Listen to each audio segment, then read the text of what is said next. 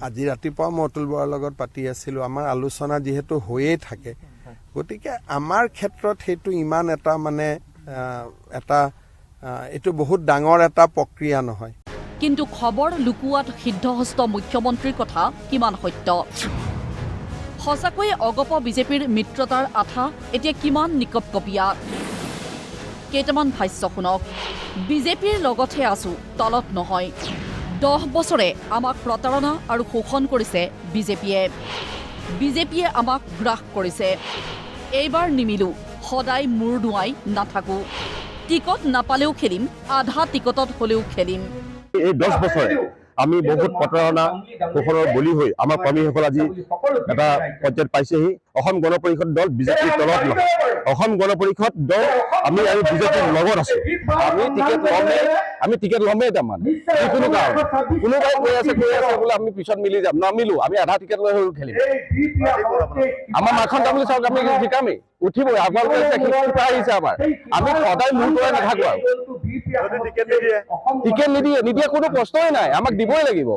মই কৈছো নহয় আমাৰ টিকেট নিদিলেও আমি খেলিম বিজেপিয়ে আমাক গ্ৰাস কৰি পেলাইছিলে কিন্তু এতিয়া আমি গ্ৰাস কৰিব নিদিওঁ আমাক কিবা সুবিধা লাগিব এইসকল বিহপুৰীয়াৰ অগপকৰ্মী বিজেপিক আসন এৰি দি 10 বছৰে চৰম প্ৰতাৰণাৰ বলি হোৱা অগপ কৰ্মীসকল এইবাৰ আকুৰ গুজ টিকট লাগিব এইবাৰ অগপক প্ৰাৰ্থী এয়া অৱসৰপ্ৰাপ্ত অধ্যাপক মাখন তামুলী সহস্ৰাধিক অগপ কৰ্মী একমত হৈ কেন্দ্ৰীয় নেতৃত্বক জনাইছে জৰুৰী আৰ্জি দুবাৰকৈ আমি ভাৰতীয় জনতা পাৰ্টিক বা ভাৰতীয় জনতা দলক আমি আসনখন এৰি দিছোঁ এবাৰ আমি বিচাৰিছোঁ অসম গণ পৰিষদ দলে আসনখন আৰু আমি অসম গণ পৰিষদ দলৰ পৰা আমি প্ৰাৰ্থী আগবঢ়াবৰ কাৰণে ইতিমধ্যে আমি সিদ্ধান্ত গ্ৰহণ কৰিছোঁ যদি নিদিয়ে বুলি আমি ভবা নাই আমি দিব বুলি ভাবিছোঁ আমাৰ আজি প্ৰতিটো কোণৰ পৰা আমাৰ কৰ্মীসকল উৎসাহ উদ্দীপনালৈ আগবাঢ়ি আহিছে মই ভাবিছোঁ যে কেন্দ্ৰীয় সমিতিয়ে এই ক্ষেত্ৰত এটা দৃষ্টি নিক্ষেপ কৰিব গতিকে কৰ্মীসকলৰ যি আশা যাতে ফলপ্ৰসূ কৰাৰ ক্ষেত্ৰত আমাৰ কেন্দ্ৰীয় সমিতিয়ে নিশ্চয় সহায় কৰিব বন্ধুত্বপূৰ্ণ প্ৰতিদ্বন্দ্বিতাও নিবিচাৰে অগপই লাগিব জিলাই প্ৰতি একোখনকৈ আসন সংবাদমেল পাতি মুকলি ঘোষণা বিধায়ক পুনাকন বৰুৱাৰ মাজে মাজে বন্ধুত্বপূৰ্ণ শব্দটো তেনেকুৱা ধৰণৰ শব্দ এটা মাজে মাজে উচ্চাৰণ হৈছে কিন্তু এইবাৰ অসম গণ পৰিষদ দলে আমাৰ দলৰ তৰফৰ পৰা এটা কথা স্পষ্ট কৰি দিয়া হ'ব যে ৰাজ্যৰ বিধানসভা নিৰ্বাচনত এইবাৰ বন্ধুত্বমূলক প্ৰতিদ্বন্দ্বিতাটো আমি নিবিচাৰোঁ আমি এইবাৰ বিধানসভা নিৰ্বাচনত অসম গণ পৰিষদ দলে ৰাজ্যখনৰ প্ৰতিটো জিলাতে ন্যূনতম এখনকৈ হ'লেও আসনত প্ৰতিদ্বন্দ্বিতা কৰাটো আমি ইচ্ছা প্ৰকাশ কৰোঁ ইয়াৰ পিছতো মুখ্যমন্ত্ৰীৰ কথা আসন ভাগ বটোৱাৰা নহয় হেনো কোনো ডাঙৰ প্ৰক্ৰিয়া আসন ভাগ বটোৱাৰাটো বহুত আমাৰ বিজেপিত অসুবিধা একো নাই গতিকে মই ভাবোঁ যে আমি 15-20 ফেব্ৰুৱাৰীৰ ভিতৰত আমি এইখিনি প্ৰক্ৰিয়া সমাপ্ত কৰি ল'ম আৰু মোটামুটি আজি ৰাতিপুৱা মই অতুল বৰাৰ লগত পাতি আছিলোঁ আমাৰ আলোচনা যিহেতু হৈয়ে থাকে গতিকে আমাৰ ক্ষেত্ৰত সেইটো ইমান এটা মানে এইটো বহুত ডাঙৰ এটা প্ৰক্ৰিয়া নহয় পিছে মুখ্যমন্ত্ৰী ডাঙৰীয়া কথাবোৰ আপুনি কোৱাৰ দৰেই ইমান সহজ নে